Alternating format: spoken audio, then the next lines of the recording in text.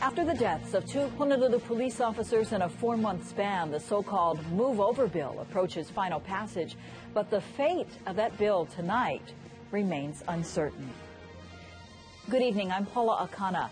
The much talked about Move Over bill has been debated for the past 3 months, with final passage just a few more votes away. That measure hit a snag today in conference committee.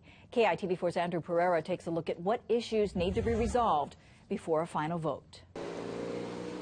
The entire state was shocked when Honolulu police officer Eric Fontes died last September after a motorist struck a stationary patrol car on Farrington Highway.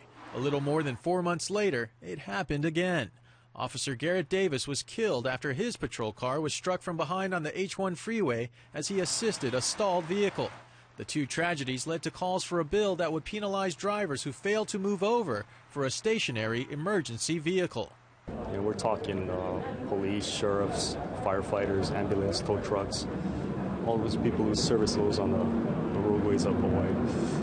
Police officers with HPD's traffic division crowded a conference committee hearing room at the state capitol Thursday to show their support for the bill.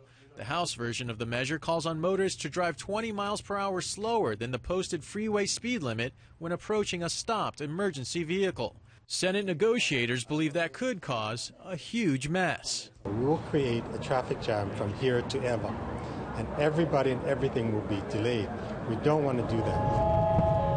House and Senate lawmakers also disagree on the level of punishment for motorists who fail to move over. The Senate wants to make it a simple violation.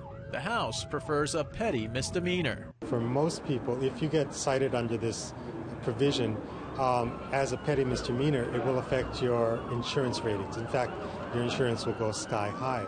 We just want to get this bill passed in some form for the safety of all first responders.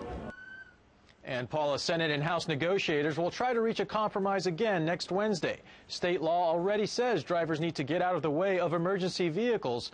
The bill under consideration would codify the law under one section.